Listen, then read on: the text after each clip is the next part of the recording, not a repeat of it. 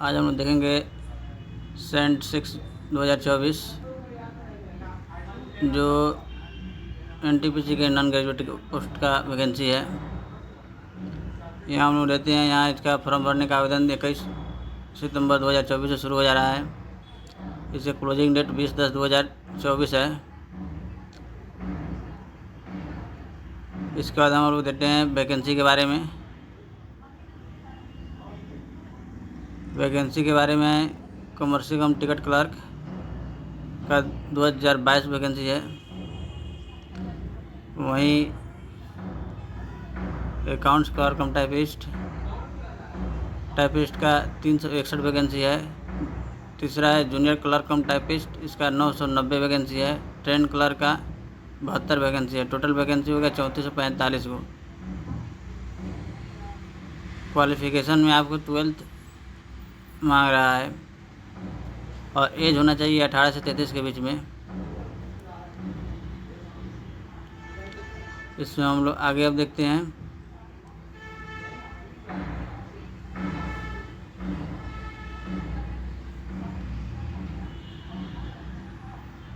इसमें आगे हम लोग देखते हैं दूसरा यहाँ एग्ज़ाम प्रोसेस दिया हुआ है। वन आइटम अभी हम लोग नीचे देखेंगे। फिर जनरल इंस्ट्रक्शन यहाँ देख लेते हैं। पहले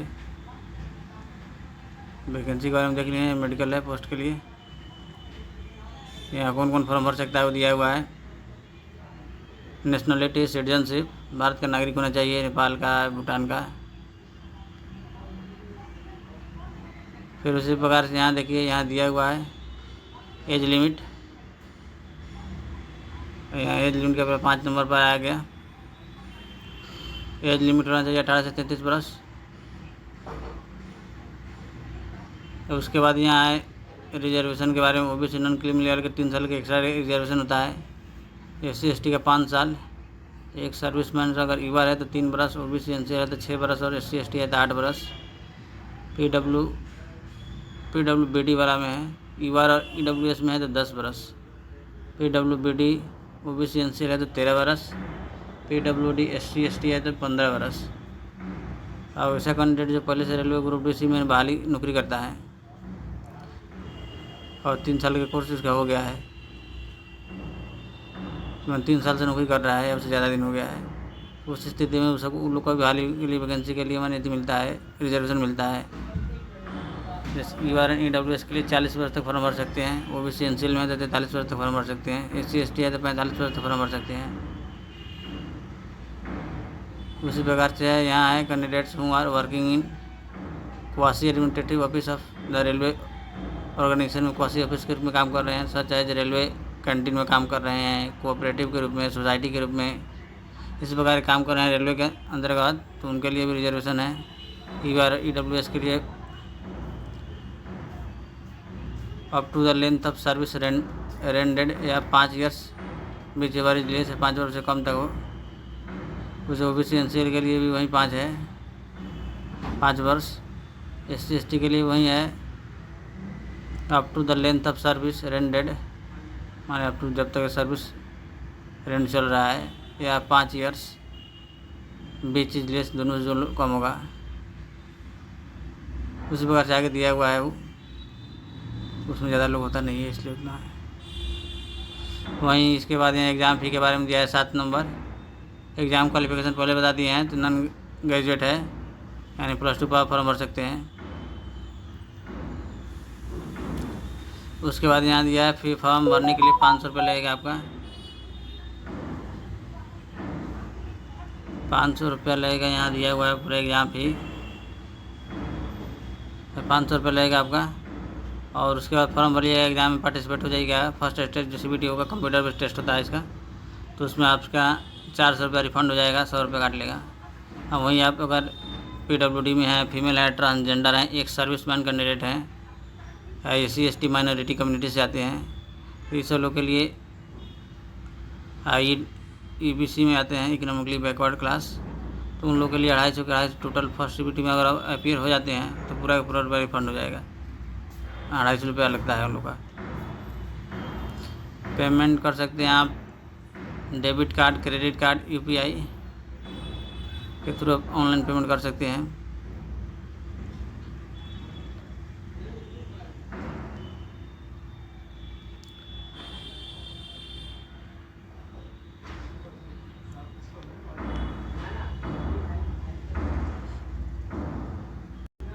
उस पर आगे यहाँ दिया हुआ है प्रोसेस दिया हुआ है, बहाली का प्रक्रिया। फर्स्ट स्टेज CBT जो आपका होगा वो यहाँ देख रहा है टोटल 90 मिनट का होगा।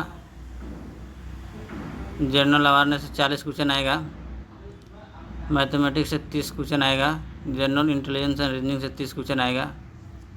टोटल क्वेश्चन की संख्या 100 होगा। टाइम 90 मिनट मिलेगा एंड 1.5 घंटा। नेगेटिव मार्किंग 1/3 है और पॉजिटिव मार्किंग 1 होता है इसका।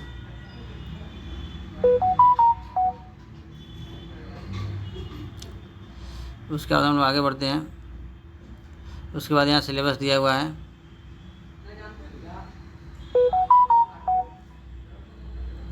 सिलेबस यहाँ पूरा दिया हुआ है।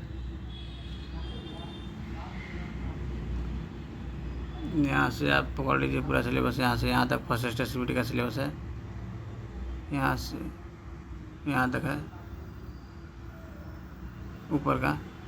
तो इसमें मैथमेटिक्स में है number system, decimal, fraction, LCM, HCF, ratio and proportion, percentage, mensuration, time and work, time and distance, simple and compound interest, profit and loss, elementary algebra, geometry and trigonometry, elementary statics etc। और एक sector में और कुछ है। उसके बाद दूसरा है जनरल इंटेलिजेंस एंड रीजनिंग। मुख्य टॉपिक वही है, मैथमेटिक्स बताए हैं हम। उसके बाद दूसरा है जनरल इंटेलिजेंस एंड रीजनिंग। उसमें एनालॉजीज है, completion of number and alphabetical series, coding decoding है, मैथमेटिकल ऑपरेशंस है, सिमिलरिटीज एंड डिफरेंसेज है, रिलेशनशिप्स हैं, एनालिटिकल रीजनिंग है, साइलोजिज्म है, जम्बलिंग है, वेन डायग्राम्स है, puzzle, data sufficiency, statement conclusion, statement causes of action, decision making, maps, interpretation of graphs. ये सब रीजनिंग का सिलेबस है। उसके बाद जनरल अवेयरनेस में है current events of national and international importance, games and sports, arts and culture of India, Indian literature, monuments and palaces of India, general science and life science up to 10th level CBSE board. उसके आगे है history of India and freedom struggle. उसके आगे है physical, social and economic geography of India and world, Indian polity and governance, constitution and political system, general scientific and technological development including space and nuclear programme of India. उससे आगे है even and other important world organisations. उससे आगे है environmental issues concerning India and world at large level पर। उससे आगे basics of computer and computer applications. उससे आगे वाला है कॉमन एब्रिविएशंस। उससे आगे ट्रांसपोर्ट सिस्टम इन इंडिया। उससे अगला टॉपिक है इंडियन इकनॉमी, मैंने अगला सिलेबस का पार्ट है इंडियन इकनॉमी। उससे आगे famous personalities of India and world, और एक और है फ्लैगशिप गवर्नमेंट प्रोग्राम। उससे आगे है flora and fauna of India, important government and public sector organisations of India. ये सब जनरल अवेयरनेस का पूरा सिलेबस हो गया। उसके बाद यहाँ सेकंड स्टेज या फर्स्ट स्टेज आप पार कर जाइएगा तो आपको सेकंड स्टेज के लिए आपको मैंने फॉर्म भरना होगा। फर्स्ट स्टेज पार करने के लिए आपको मिनिमम जैसे कटअप निकलता है, लेकिन वो कटअप जो भी होता है इस मिनिमम रेंज से ऊपर होता है। जैसे मिनिमम रेंज होता है, जैसे आप ईवर हैं तो जितना नंबर के एग्ज़ाम हुआ 100 नंबर के एग्ज़ाम होता है तो आपको 40 नंबर मिनिमम लाना होता है। वह EWS के लिए 40% है, OBC NCL के लिए 30% है, SC ST के लिए 30% है, ST के लिए 25% है। This percentage of marks are eligible में बी रिलैक्सड बाई 2 मार्क्स। इसमें 2 नंबर तक रिलैक्स कर सकता है। तो इतना लाना होता है। हम लोग शॉर्ट लिस्ट के लिए चलते हैं यहाँ सेकंड सीबीटी पर। सेकंड सीबीटी में जितना भारी होता है उसका 15 टाइम्स का रिजल्ट निकलता है। फर्स्ट सीबीटी के बाद वाला रिजल्ट आता है जो, उतना लोग 15 गुना लोग भाले से इसमें सेकंड सीबीटी में बैठता है। यहाँ ये नीचे दिया हुआ है इसका पूरा, देखें फर्स्ट सीबीटी यहाँ आ गया, यहाँ तक देख लेते हैं। इसमें क्या है, एग्ज़ाम के बारे में हम लोग देखते हैं। एग्ज़ाम का टोटल 90 मिनट के एग्ज़ाम सेकंड सीबीटी भी होता है। इसमें जनरल अवेयरनेस से 50 क्वेश्चन, मैथमेटिक्स से 35 question, general intelligence and reasoning से 35 question. Total number of question 120 का होता है, प्रत्येक 1 मार्क्स का होता है। अगर आप पीडब्ल्यूडी कैंडिडेट हैं, पीडब्ल्यूबीडी में हैं, तो आपको एक्स्ट्रा टाइम मिल जाता है। जनरल के लिए 90 मिनट होता है, में पीडब्ल्यूडी के लिए 120 मिनट होता है। दूसरा नेगेटिव मार्किंग 1/3 है। अब इसके सिलेबस को हम लोग डिस्कस करते हैं। जैसे सेकंड सीबीटी का सिलेबस क्या है, इसके लिए हम ऊपर करते हैं इसको। अब देखिए इसका सिलेबस यहाँ दिया हुआ है, सिलेबस यहाँ है। इसमें फर्स्ट मैथमेटिक्स दिया हुआ है। मैथमेटिक्स में आपका है number series, decimals, fractions, LCM, HCF, ratio and proportions, percentage, mensuration, time and work, time and distance, simple and compound interest, profit and loss, elementary algebra, geometry and trigonometry, elementary statics. वहीं दूसरा है general intelligence and reasoning. आप लोग बताए थे mathematics कितना number का होगा, आज इससे पहले हमको जिक्र कर चुके हैं। तो मैथमेटिक्स आपका होगा 35 नंबर का होगा, जो मैथमेटिक्स से सिलेबस हम बोल दिए हैं 35 नंबर का इसका पूछेगा। और जनरल इंटेलिजेंस एंड रीजनिंग जो आपका पूछेगा 35 नंबर का, उसका सिलेबस यहाँ दिया हुआ है। हमारा रीजनिंग 35 नंबर का होगा। इसमें analogy, completion of number and alphabetic series यहाँ दिया हुआ है, यहाँ है।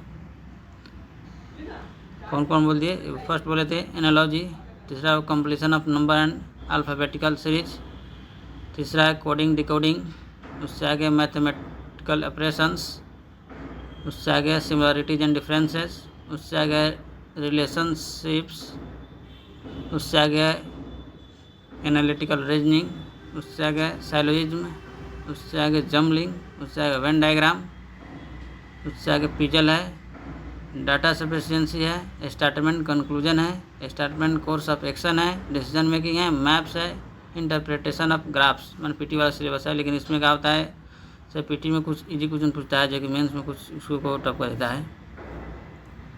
उसी प्रकार से जनरल अवेयरनेस का क्वेश्चन भी है, जो यहाँ दिया हुआ है, यहाँ है। ये भी कुछ वैसा ही है, पीटी का जो सिलेबस है कुछ वही है, लेकिन इसमें टॉपिक सब वही है, लेकिन पूछेगा क्वेश्चन कुछ टफ कर देता है। उस हिसाब से तैयारी करना होता है। उसके बाद तीसरा स्टेप आपका फर्स्ट स्टेज हो जाएगा सीबीटी, सेकंड स्टेज सीबीटी हो जाएगा। तो इनमें कुछ पोस्ट है, उनका टाइपिंग टेस्ट भी होगा। जैसे पोस्ट हो गया अकाउंट क्लर्क कम टाइपिस्ट, जूनियर क्लर्क कम टाइपिस्ट, ये 2 पोस्ट है, उसमें उनका टाइपिंग टेस्ट होगा। इसमें होता है जितना बहाली होता है, बहाली का 8 गुना कैंडिडेट को टाइपिंग टेस्ट के लिए बुलाया जाता है।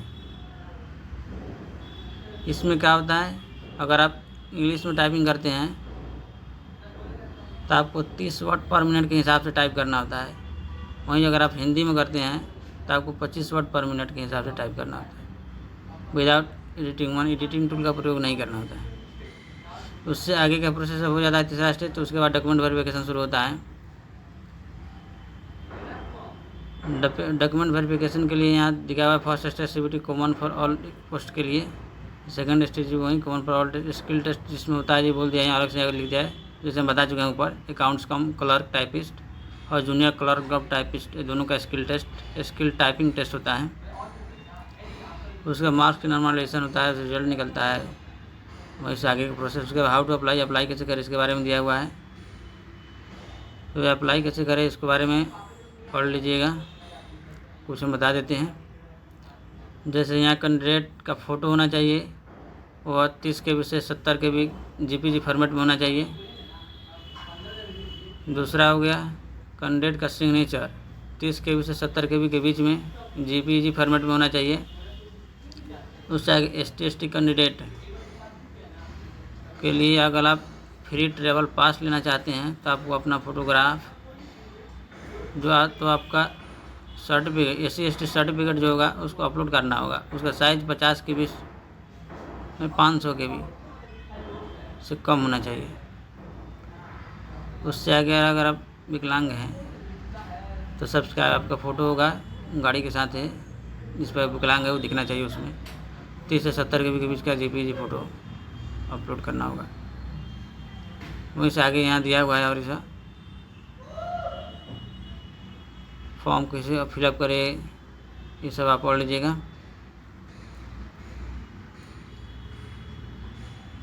नीचे वहीं दिया है इनवैलिड एप्लीकेशन किस सिचुएशन में माना जाएगा। जैसे यहाँ दिया हुआ है कुछ सिचुएशन इनवैलिड फ़ोटो 1 नंबर, अगर गड़बड़ सड़बड़ फ़ोटो डाल दिए तो आपको इनवैलिड कर दिया जाएगा। Account of blank and white photo, मैंने फ़ोटो डाले, फ़ोटो की जगह फ़ोटो डालवे नहीं, कुछ और डाल दिया। अब हमारे कंप्यूटर वम्प्यूटर भी लाइक होता है, फ़ोटो तक लगा डाल दिए हैं आप, तो फ़ोटो तो रिजेक्ट कर देगा वो फॉर्म को।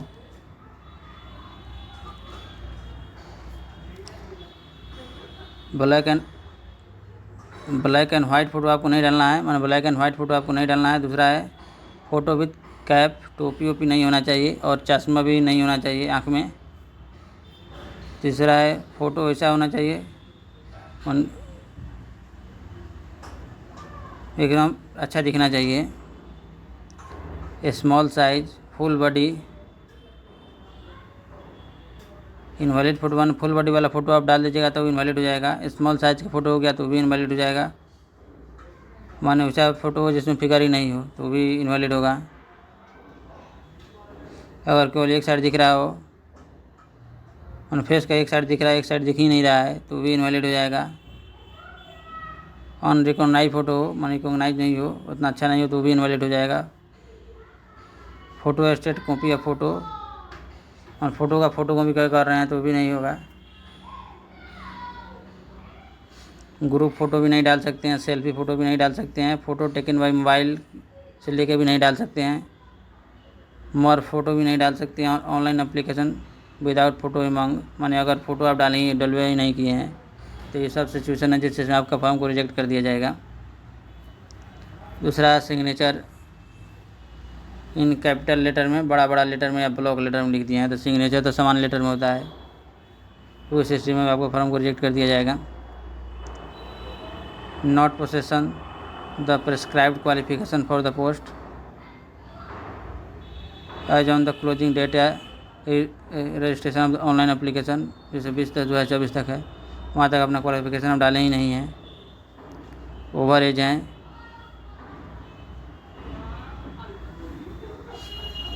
डेट ऑफ बर्थ को रॉन्ग फिल कर दिए हैं तो उस स्थिति में आपको फॉर्म को छांट दिया जाएगा। 2-3 एप्लीकेशन डाल दिए हैं तो उस स्थिति में भी आपका फॉर्म को रिजेक्ट कर दिया जाएगा।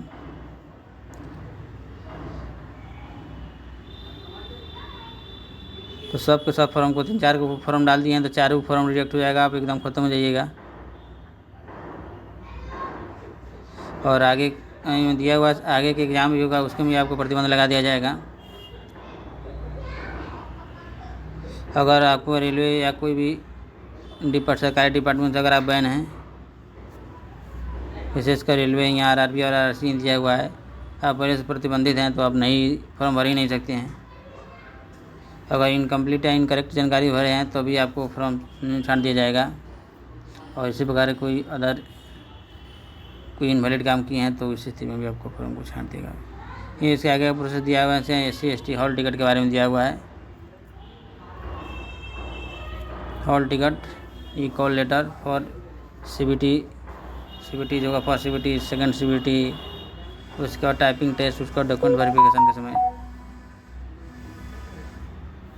और SMS call letter about the या SMS and email messages will be send, यानी SMS या ईमेल मैसेज सेंड आपको भेजा जाएगा all eligible candidates about the e call letter के बारे में बताने के लिए। Upload details on their registered mobile number email ID पर आपको अपलोड कर दिया जाएगा e call letter. No call letter will be sent by post, और पोस्ट ऑफिस के थ्रू नहीं भेजा जाएगा। हालांकि candidate should regularly visit the official website of RRB as there can be failure in delivery of SMS या email. मैंने कहा अच्छा फेलियर हो जाता है, डिलीवरी के काम नहीं जाता है, आपका वेबसाइट पर हमेशा रेगुलर विजिट करते रहिए, वहाँ से निकाल लीजिएगा जाके, वहीं से कुछ दिया हुआ है साहब। और एग्ज़ाम देते समय आपको एक वैलिड ID लेके जाना होता है, और उसके बाद एक आपका एडमिट कार्ड होना चाहिए, वैलिड कोई भी फ़ोटो ID होना चाहिए, तभी जाके उसके बाद एक candidate must along with photo, एक फ़ोटो के लेके जाना होता है, फ़ोटोग्राफ। यहाँ दिया हुआ क्या क्या लेके जाना होगा, जैसे एक और ईमेल ID आप ईमेल में भेज जाएगा, नहीं भेज जाएगा तो वेबसाइट पर विजिट करते वहाँ जाकर डाउनलोड कर लीजिएगा। दूसरा दे रहा है एलिजिबल कैंडिडेट्स कैन डाउनलोड कर e call letter along with annexure VD declaration पर सब्सक्राइब या whenever applicable for the RRB website about 10 days before the date of CBT। 10 दिन में एग्ज़ाम को जो डेट निकलता है, मैंने आपके एडमिट कार्ड की डेट जो निकालेगा उससे 10 दिन पहले से आपको एडमिट कार्ड आना शुरू हो जाएगा, तो वहाँ से भी आप जाके निकाल सकते हैं।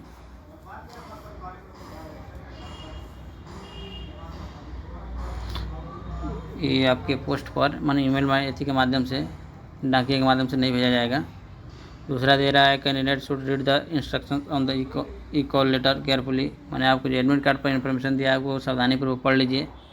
एंड फॉलो द स्क्रप्सली, उसको पढ़ लीजिए, फॉलो कीजिए। Failure to comply with the instructions may lead cancellation of their candidature, इसमें फेलियर होते हैं तब कैंडिडेचर को रिजेक्ट कर दिया जाएगा। उसी प्रकार से और सब दिया हुआ है, उससे और यहीं दिया हुआ है आपको फ़ोटो ऐसी लेके जाना होगा, वैलिड फ़ोटो ID लेके जाना होगा। उसे नीचे दिया हुआ है candidate must along bring one colour photo भी लेके जाना होगा, which was uploaded in the application, जो एप्लीकेशन पर फ़ोटो अपलोड किए हैं फॉर्म लेके भी जाना होगा। जब भी आप जाइए तो इतना फ़ोटो एक रख लीजिएगा, जैसे दे रहा है CBT में जा रहे हैं तो वहाँ भी रख लीजिए, टाइपिंग टेस्ट में जा रहे हैं तो वहाँ भी रख लीजिए, और डॉक्यूमेंट वेरिफिकेशन के लिए जा रहे हैं तो वहाँ भी रख लीजिए, काम आएगा। Candidate should leave blank space provide in the download e call letter, मैं ई कॉल लेटर पर जो प्लैंक है छोड़ा हुआ है तो उस पर कुछ भांगे होंगे नहीं, उसको इसे रहने दीजिए। For writing self declaration paragraph के बारे में बोल रहा है, सेल्फ डिक्लेरेशन मैंने स्व घोषणा पत्र होता है उसी के बारे में से दिया हुआ है। Graph as the paragraph will be displayed on the screen during CBT, CBT के दौरान जो स्क्रीन आपको दिखेगा तो उसी के बारे में कह रहा है, से डिस्प्ले हो जाएगा, और वहाँ आपको सिग्नेचर एंड थंब इम्प्रेशन वहाँ वेरीफाई करेगा, वहीं से दिया हुआ है वहाँ वेरीफाई करता है। उसी प्रकार से उसके बाद है वहीं verification of original document and format certificate, मैंने डॉक्यूमेंट वेरिफिकेशन के बारे में यहाँ दिया हुआ है। इसी प्रकार में डॉक्यूमेंट वेरिफिकेशन का पूरा दिया हुआ है। यहाँ कुछ है, इसका 1 नंबर नियम का होता है, in case of shortfall in empanelment और other existences RRB reserve the right to utilise the candidates down in their merit list if required as per merit and option of such candidate which however will not confer any vested right as such candidate to be considered as appointment की तरह आप कुछ भी नहीं कर सकते हैं, ये कुछ दिया हुआ है। उस हिसाब यहाँ डॉक्यूमेंट वेरिफिकेशन के बारे में दिया हुआ है, और नीचे एनेक्सर भी दिया हुआ है। दूसरा दे रहा है to ascertain their as certain their eligibility as on the closing date for registration of online application, candidates are required to produce all original documents with 2 sets of self-attested photocopy of all documents at the time of document verification. Further, these candidates should upload the scanned copy in Truecaller of all the certificates as applicable prior to their document verification date through www.rrbdb.in portal है। यहाँ आपको कह रहा है से document verification से पहले आपका जो ओरिजिनल डॉक्यूमेंट के है उसका स्कैन कॉपी यहाँ लगा दीजिए, अपलोड कर दीजिए। साथ ही साथ आपको लेके भी जाना है, ये भी यहाँ दे रहा है।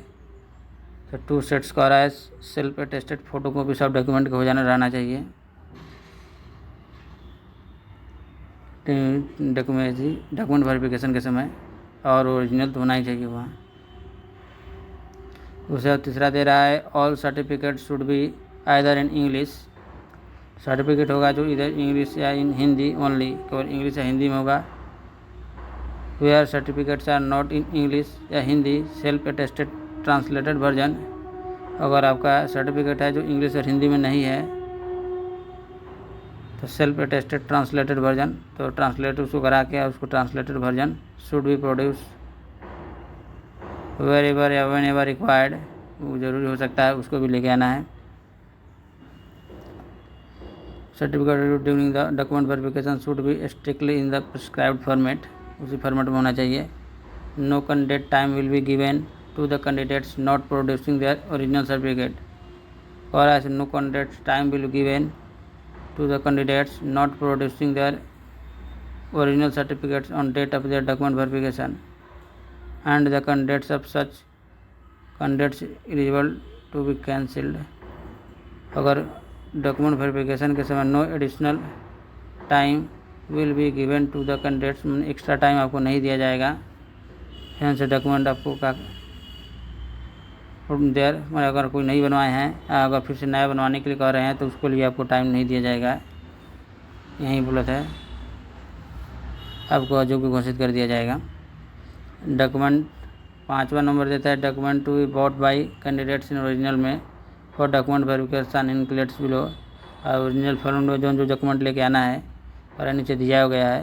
तो इसमें देख लीजिए 1 नंबर दिया है matriculation high school examination certificate या equivalent certificate as proof of date of birth and matriculation qualification, और मैट्रिक क्वालिफिकेशन के लिए या आपके डेट और आपके डेट ऑफ बर्थ को वेरीफाई करने के लिए आपको मैट्रिक का सर्टिफिकेट लेके जाना होगा।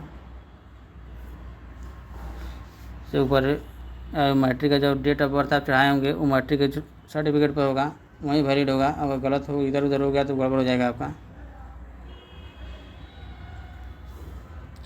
दूसरा दे रहा है +2 इंटर या higher secondary PUC equivalent certificate भी आपको ओरिजिनल लेके आना है। इंटर के सर्टिफिकेट भी आपको ओरिजिनल लेके जाना है +2 का ओरिजिनल सर्टिफिकेट। तीसरा हो गया university degree of its equivalent, आपका यूनिवर्सिटी के जो डिग्री है या उससे समतुल्य जो भी डिग्री है आपको लेके जाना होगा। 4 नंबर है SC/ST certificate in format as for annexure first, annexure first में जो फॉर्मेट दिया हुआ है उसी फॉर्मेट में आपको SC/ST सर्टिफिकेट लेके जाना होगा। 5 नंबर दे रहे हैं OBC NCL certificate as for annexure 2, इसमें एनेक्सर 2, 1 सब नीचे दिया हुआ है, जाके देख लीजिएगा। तो उससे आपको क्या कर रहा है, उसी एनेक्सर 2 फॉर्मेट में ही आपको क्या करना है, आपको सर्टिफिकेट लेके जाना है। OBC NCL का यहाँ दिख रहा है 1 साल से ज़्यादा का नहीं होना चाहिए।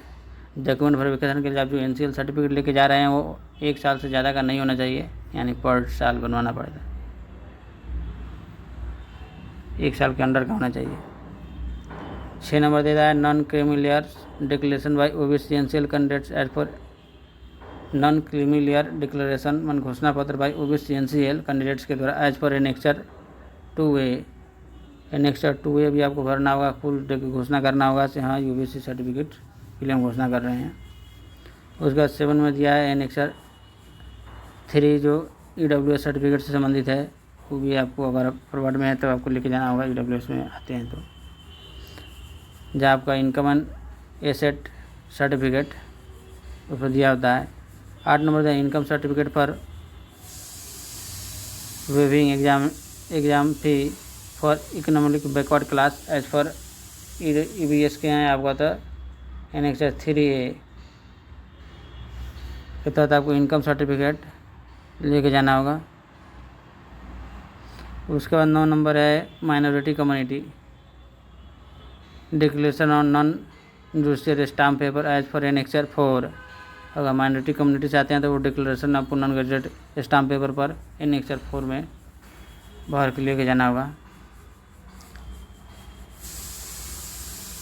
उसका 10 नंबर ओरिजिनल डिस्चार्ज सर्टिफिकेट पर एक सर्विसमैन, माने एक सर्विसमैन पर डिस्चार्ज हुए तो सर्टिफिकेट लेके जाना होगा। 11 number medical certificate per person with bench bound ability as per format annexure 5A 5B 5C, माने annexure VA VB VC annexure VE VF वो PWD के लिए है। उसका 12 नंबर है self declaration of F serviceman के लिए सेल्फ डिक्लेरेशन लेटर आपको एनेक्चर 7 में इसी में नीचे दिया हुआ है। उसको भी आपको सेल्फ डिक्लेरेशन करना होगा, भर के सिग्नेचर करके लेके जमा करना होगा, तो खुद आपको घोषणा करना होगा। उसके बाद 13 नंबर को NOC है, NOC for serving employ with date of appointment from current employer. तो आपको पहले से कहीं काम करते हैं तो वो NOC वाला सर्टिफिकेट भी सब कह रहा है। पहले से एम्प्लॉय थे कहीं या सर्विंग कहीं डिफेंस में सेवा दे रहे थे। उसे यहाँ दिया 15 नंबर गजेटेड नोटिफिकेशन एंड और any legal document in case of format change of name as mention in para. एक गजेटेड नोटिफिकेशन में जो दिया हुआ है नोटिफिकेशन या legal document in case of format change, अगर फॉर्मेट चेंज हुआ है तो ओरिजिनल उस समय का जो फॉर्मेट है उसी फॉर्मेट लेके जाना हो। In case of format change of name as mention in para में इसमें लिखना होगा, तब आपको मन पारा कोई चेंज है फॉर्मेट में वहीं से है। उसी प्रकार कुछ ऐसा भी यहाँ डिग्री ऑफ डाइवर्स सेपरेशन हावी जावी वो रहती चाहे लेडीज ना होता है जो सेपरेशन में जाता है बाद में फॉर्म भरती है, तो उस के लिए बता रहा है। तो आप डिग्री ऑफ डाइवर्स ले उसी स्थिति है तो आपको डिग्री ऑफ डाइवर्स लेके जाना होगा, या जुडिशियरी रूप से आप न्यायालय से जाके सेपरेशन करा के अलग रह रही हैं तो आपका वो भी सर्टिफिकेट होना चाहिए। और contempt court of law as application and affidavit stating the candidates has not remarriage, और ये बताना होगा से आप दोबारा शादी नहीं की हैं तो आपको उसका भी आरक्षण का जो फ़ायदा मिलता है मिल जाएगा। उसके बाद आपका husband death certificate husband in case of widow या and affidavit stating that the candidates has not remarried. अगर ऊँचा आप हैं जो आपका हस्बैंड मर गया है, आप अकेले हैं, लड़की में हैं, तो उसका भी कह रहा है ऐसे आप डेथ सर्टिफिकेट लेके जा सकती हैं। और उसका ये भी बताना होगा, आपको एफिडेविट भी बनवाना होगा, इसमें आपको ये डिक्लेयर करना होगा कि दूसरा शादी हमने नहीं किया है, तो उसका भी जो आरक्षण का फ़ायदा आपको मिल रहा होगा उसके तहत आपको मिल जाएगा, उसमें आपको सहायता मिल जाएगा। उसी प्रकार से है कुछ यहाँ सब है, ताकि यहाँ देख लीजिएगा। यहाँ फॉर्म के बारे में दिया, सब वेबसाइट के बारे में RRB की जितना भी वेबसाइट है 18 को है, करीब करीब कितना है इसमें, करीब वहीं होगा 18 करीब होगा। और सबका ईमेल ID या मोबाइल नंबर दिया हुआ है।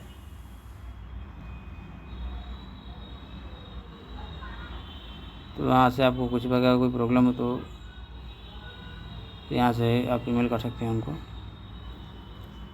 एप्लीकेशन में सब दिया हुआ है यहाँ, ये सब फॉर्मेट है, यही फॉर्मेट कह रहे थे, जगह पूरा फॉर्मेट है। एनेक्चर यहाँ दिया हुआ है, एनेक्चर 2A एनेक्चर 2 एनेक्चर 2 बोल रहा है, तो OBC एनसीएल सर्टिफिकेट फॉर्मेट इसी प्रकार का होना चाहिए, यही फॉर्मेट बता रहा था। ये सब यहाँ फॉर्मेट दिया होता है नीचे। तो इसी प्रकार आपका टोटल हो गया